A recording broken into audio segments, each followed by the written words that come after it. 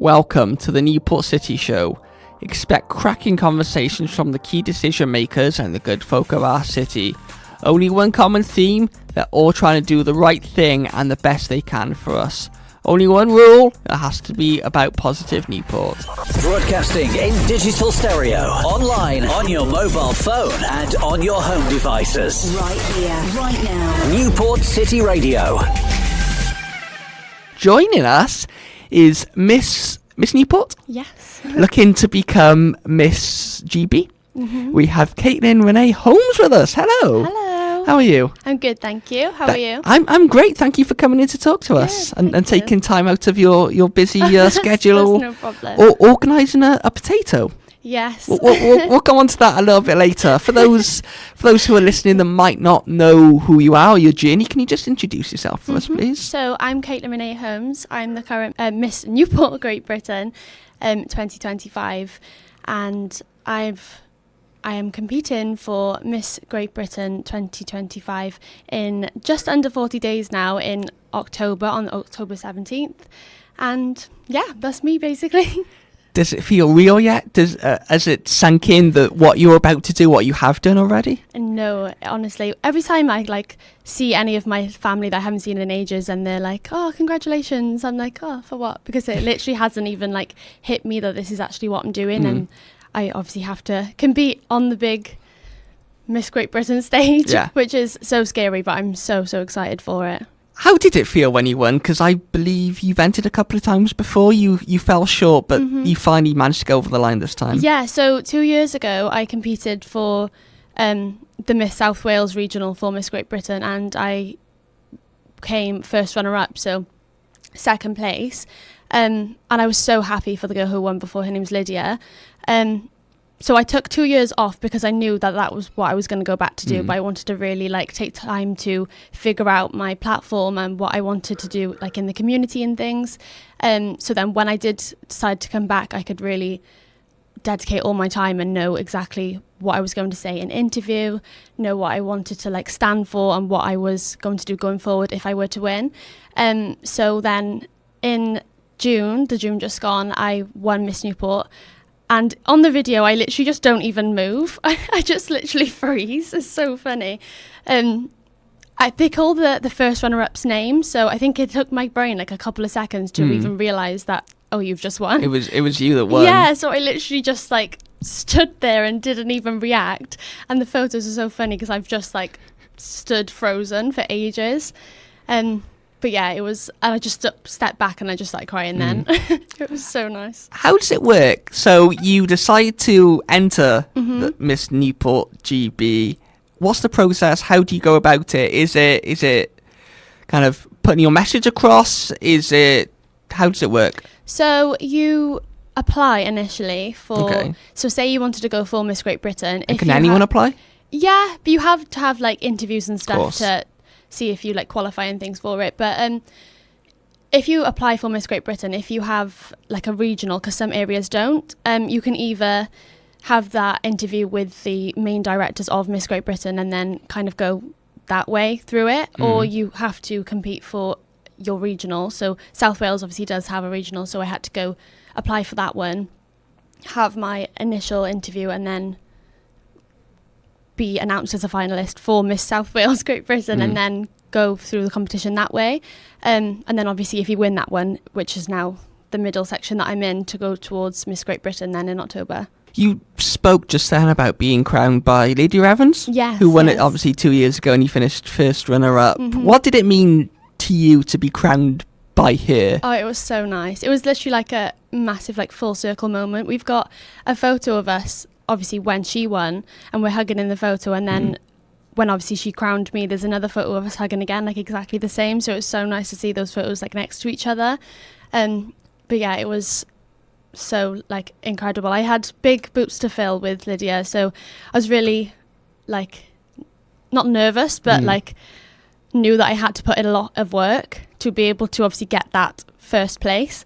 But yeah, I did it. But it was so nice being crowned, especially by her. Did she give you any advice or any assistance in this run? I think the main bit of advice through pageantry is just to make sure you're taking in every like second, because it goes by so fast. Like obviously I was crowned in June, and although that doesn't seem so long ago, it feels like I've done so much since. Yeah, of course. But I know it's going to fly by so quickly, and then I'll be crowning the next girl next year, and I just know that I need to literally do as much as I can to like take in everything of the year. So that's like the main bit of advice she said really was just take every opportunity you can, because it does go by so fast. She did it for 2 years actually, because she competed again in the regional to go back to Miss Great Britain again, if that makes sense. Would you compete again? You never know. You never know. What's kind of, you say you finished, you were crowned in June, and now obviously in October, what's that, 4 months in between? How do you stay sharp? How do you stay ready for these finals in October? To be honest, it's literally just everything I'm thinking about every single second. Even if I'm like in work, I work for Bernardo's, so even if I'm just like in the shop or something, I'm just constantly like going through like interview and just thinking of so many different ideas of things that I want to do to be able to like raise money for different like charities. Like I said with like the potato, like that's so random, but you can literally do anything for charity. It could be like the smallest or like most random thing, but you can still make a difference, if that makes sense, even over a potato. Yeah. Or you can come into a community radio station and talk on air for 20 minutes or so. Yeah. What would it mean to you to win Miss GB? What would it mean to you to take that next step? Honestly, like this has been my dream for years, even before I ever entered. Like I always knew I'd always watched the previous Miss Great Britains and things, and I always knew that that was what I wanted to do. So obviously not winning the first year, I knew that I had to go like step back and take those 2 years off to come back to know that this is definitely what I'm going to do. This is what I'm going to say, and really have a really strong platform that I can go in and really make a difference, because I really want to just, although I've done a lot within Newport and in Wales, I really want to expand it through Great Britain. I'm not sure if you've seen about my safety bus. I've got a couple of questions about that over later. We'll go on to that. But that's just something that I really want to like make a huge thing across the whole of Great Britain, not just like Newport or not just South Wales. I think it should be everywhere, and I think it's something that will really help like the community really, and just anyone that feels unsafe or uncomfortable on like a night out especially. There's always somewhere for them to go, and I think that is just something that would really be detrimental to safety. We'll go on to it now actually. Yeah, you've mentioned that you're looking to introduce this safe space bus. Yeah. What was the idea behind that? It actually came when I went to, I'm not sure if it was when I was in uni or I went somewhere away, but there was like, it wasn't a bus, but it was a kind of little, like a room basically outside. And it was just somewhere that people could go it was kind of like a first aid place, but it was just like you could sit in there if you needed like a water or something like that. But I just thought, why is this not like a mobile thing that is in every like busy night out city where if anyone's have lost their friends, or if anyone's too drunk or something, they can come into this bus and just sit. They don't have to talk to anyone. They can have a water or charge their phone as well. I think that's a huge thing, because I don't take my like bank card or anything or cash out, and if I were to ever like lose my friends or my phone had died, I cannot get home. So I think it's so important to have somewhere that they can just go to make sure that they're getting home safe. Otherwise you are just wandering the streets, and obviously anything can happen, especially if someone is a bit too drunk or something. You never know what can happen. I take it this is open to everyone. It's not exclusive to girls or boys. It's something that you're looking to introduce for everyone. Yeah, on the it's just like whoever can come in. I think the main thing is just obviously prioritising the safety of everyone. And I think obviously like say for example like bouncers, obviously they do their job as well of getting like people who might be causing a bit of havoc in the club or something, they get out. But then also if they are then kicked out, they're on their own, they have no friends, or anyone who's like doesn't get allowed in and all of their friends have gone in, you are just literally on your own. So I think it's so important to like look after those people as well, otherwise they are just walking around doing nothing other than being lost, and if their phone's dead, there's literally nothing you can do. Is that kind of the key message you're looking to get across during this campaign? So just like safety in general, so that's obviously one of my like my main project. That's like the thing I'm most proud of, because that's something that I really want to make everywhere. in the UK. But yeah, just safety in general, really. I do a lot of like raising awareness for defibrillators as well. Of course. Because I think, well, I didn't even know what a defibrillator was a couple of years ago. And I worked for a defibrillator charity and I learned so much from that. And I just think like defibrillators are literally like life-saving pieces of equipment that no one knows how to use. And people probably think that you have to be like medically trained to use them as well, but you don't. No. So I think it's just so important to like make sure everyone knows like general safety. And as you say, that something as simple as that is vitally important because someone could go into cardiac arrest whenever. Yeah. You know, there's no necessarily triggers or no, literally. You know, nothing. I'm a big football fan. We see sometimes on the pitch that, you know, people just collapse, don't they? Yeah, it's literally, I can't remember what the statistic is, but it's something like someone every 90 minutes dies of cardiac arrest, and that's literally the length of a football game. So it's crazy. And obviously there are a few like famous footballers and stuff that have Christian Eriksen, obviously at the Euros a couple of years ago. Exactly. But yeah, I think people think as well, like cardiac arrest, for example, happens just in elderly people or people with like underlying health conditions, but it can literally happen to anyone. Like, it's so scary when you think about it.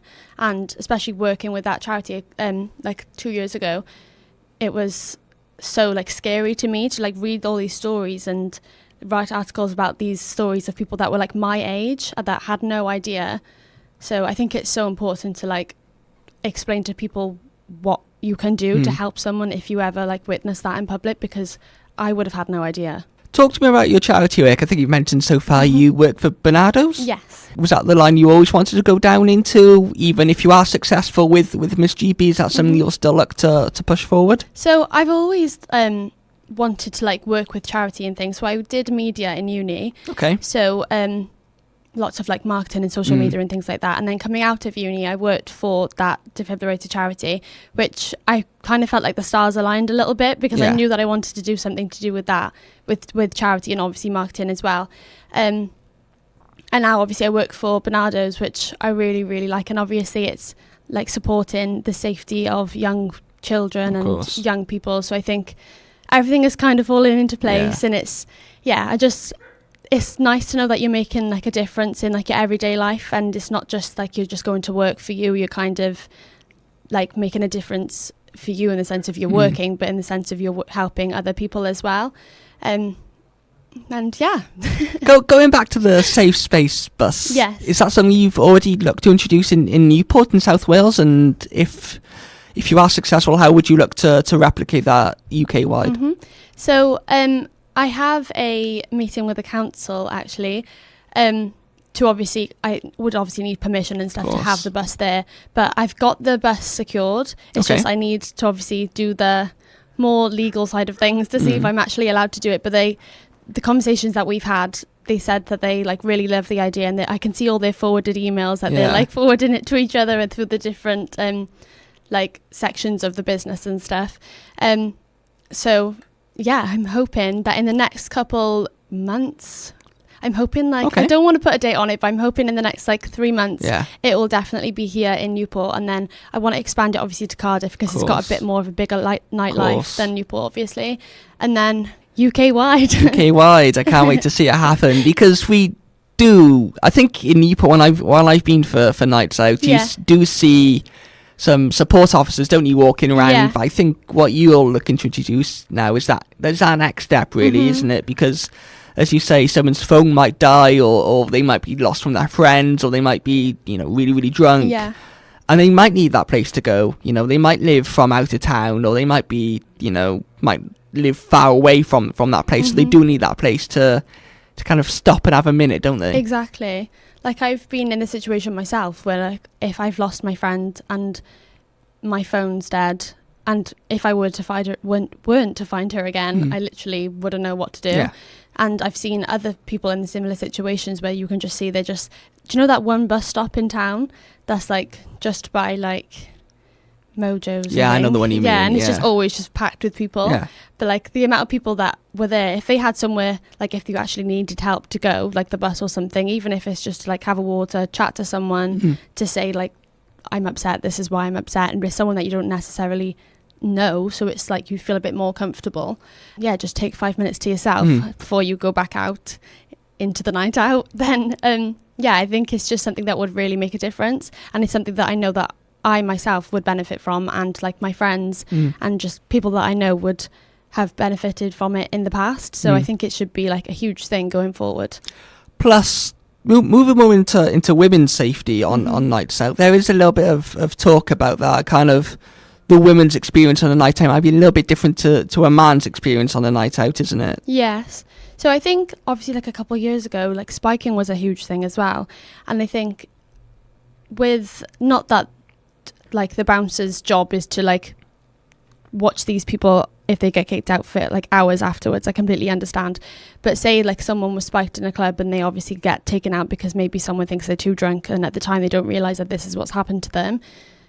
Again, like the bus could be somewhere like a hub kind of thing for them to go for a bit until they think, no, maybe I need to go to hospital, or like whilst they're waiting for the ambulance or something, just for them to sit, because otherwise, again, they are literally just sat outside completely unaware of what's going on. Exactly. If they're like under any influence of any drugs or like excessive drink, then there's somewhere safe for them to be. And like I'll be there, I'm getting like volunteers and stuff to like sit in there with me, and like first aiders, just for them to have like that first like step of protection kind of thing, and before obviously they are able to go to hospital. It's just like the middle part between like getting kicked out or getting taken out of like a pub or a club or something before you obviously are able to go to the hospital or anything like that. Of course.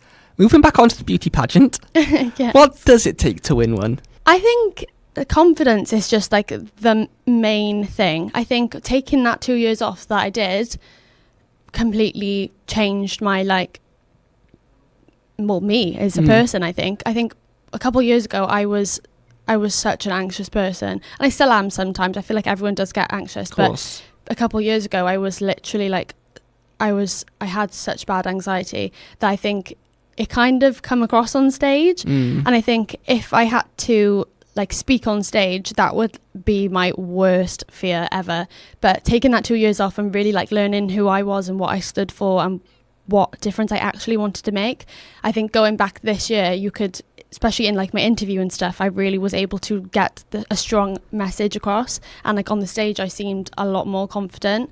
But I think just knowing like who you are, what you want to do, and just be confident and don't try and be anything else. Don't like put on what you think would win. Just literally be yourself. Yeah, exactly, because they can see straight through it.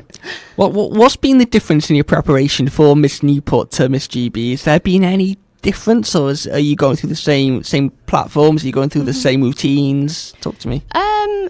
I'd say the same, like pretty much the same, to be honest, because I think going into Miss South Wales, I knew so strongly what I wanted to say and what I wanted to do, that I already kind of had that platform and like the impact I wanted to make in place. So going into my interview, it was pretty similar to obviously what I'm going to say for my interview for Great Britain, just obviously a lot stronger because I've done so much since in the last couple of months. But just a lot of like, it sounds silly, but like walk-in practice and stuff like that.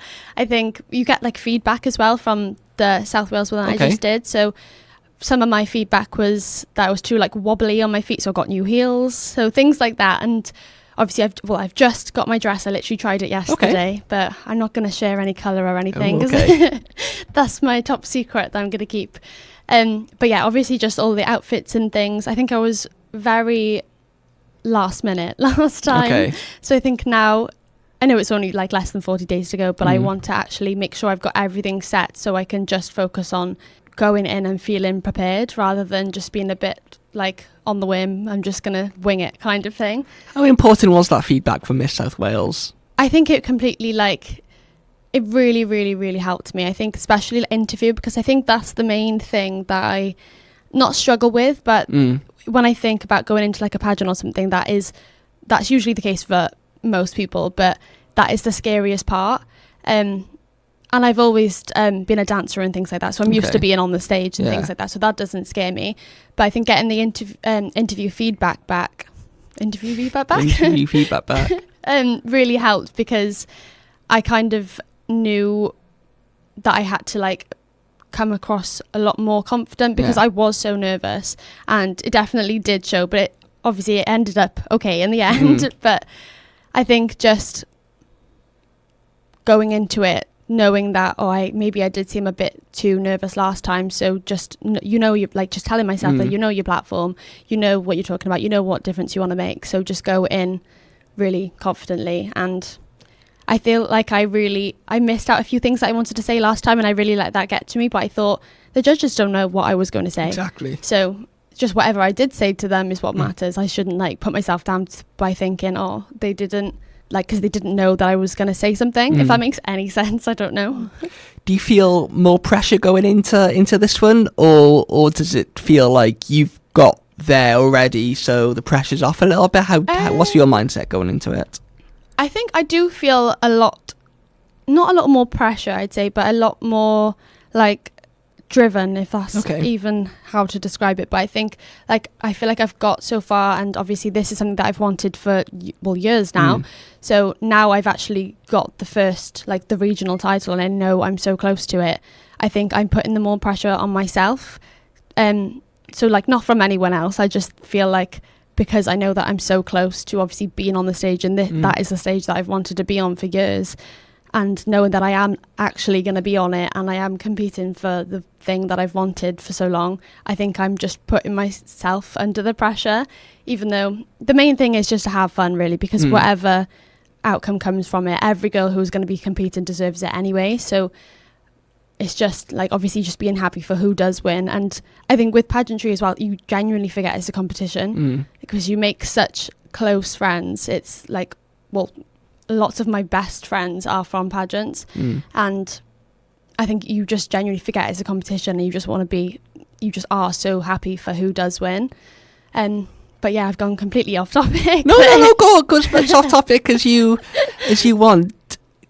Do you feel, I'm going to ask a bit of a difficult question here, that's okay. Do you feel there's a bit of a stigma around beauty pageants? 100%. I think even I thought, like, before I even knew what pageant was, like when I was younger, I used to watch this TV show called Toddlers and Tiaras. I don't know if you know about it, but it's like, I can't even think. SpongeBob and Peppa Pig was what I grew up on. I couldn't even watch it properly. It was on like YouTube that I used to watch it, but it was basically like children's pageants in like America and things like that, and it's just completely different because sometimes these kids are obviously like filmed the whole show, and sometimes you see them completely kicking off and they don't want to do it, so it looked a bit like do these girls actually want to do it? But it's completely different. And I did think as well that going into it would be really like catty and very like cliquey. And you'd get some kind of girls that like, I don't know if this is going to be like my kind of girls, but it's literally completely different to what I originally thought. Like, everyone that I've met has been so lovely and so genuine, and they have like all different platforms and all things that they're all passionate about, and they're all just so different, and you can see that they're like truly passionate about things that they want to do and the difference that they want to make. And it's just so nice to like meet these like-minded people, but learn so much about their past and why, like, their story and why they want to do these things, because they're all just so different, and it's just so nice. And that's just something I want to clear up as well. That of course. I think that people do think that it's all about like the on-stage part, because obviously, to be fair, that is what people see the most of, because obviously that's when you get all the photos, and obviously you're going to use them. But it's just completely different. It's literally like a job. Because you do so much work, but it's like just things that you want to do because you just want to do it. What work does come with being Miss Newport Miss Newport GB? It's different for everyone, because it's just based on like your platform and what you are passionate about. Like, no one tells you specifically, if you win, this is what you have to do, and you have to go down this route and make a difference in this way, because it's literally just down to you, really. You take the role and you take what you want to do with it into your own hands. So I'm trying to think of different people's different platforms. So my friend Sydney, who's Miss Cardiff, she raises awareness for postnatal depression. Okay. So she had a baby at, I think it was 18. Sorry, Sydney, if that's wrong. And she suffered with postnatal depression. So her whole platform is like raising awareness for that and young mums, and just really making a difference that way. And obviously that's completely different to mine, but it's just so nice to see her platform grow and the community that she's made around that. And that's just the case for everyone, because they all have different things that they're passionate about, completely different to me, and mine's completely different to them. And it's so nice to just see everyone's like story and reasons why they're doing something, and taking something that might be obviously awful that happened and completely make like a positive flip on it. I'm going to ask you a bit of a fun question here. We spoke about it before we started. Talk to me about Miss Newport. Talk to me about that, because I think I was saying to you about jacket potatoes kind of coming back into fashion with on TikTok and Instagram and Facebook and things like that. Spud vans seem to pop up everywhere at the moment. You could be having your own jacket potato, your very own dedicated Miss Newport. Talk to me. Well, I am literally obsessed with jacket potato. Okay. My family would say I love it. If I could pick a death roll meal, it would be jacket potato. And I thought, well, if you're going to do something for charity, you can. I just wanted to prove that you can do literally anything. Of course. Like, it doesn't have to be this big, like, explosive idea. You could literally do anything. Like, some people obviously skydive and things like that, but you could literally take something. Would you skydive? I would actually love to skydive. I think I would cry and I would be so scared, but I would love to do it. So I'm going to try and pluck up the courage one day and do it. But I probably would have to get someone to do it with me because I don't know. But then I was thinking the other day, when you're like hanging on the edge of a plane, if I said no, I do not want to do it, like, do they just throw you out anyway? Can you stop? I think they probably would throw you out. Yeah, that's what I was thinking. But that's off topic again. But I would love to do it anyway. But yeah, back to the potato.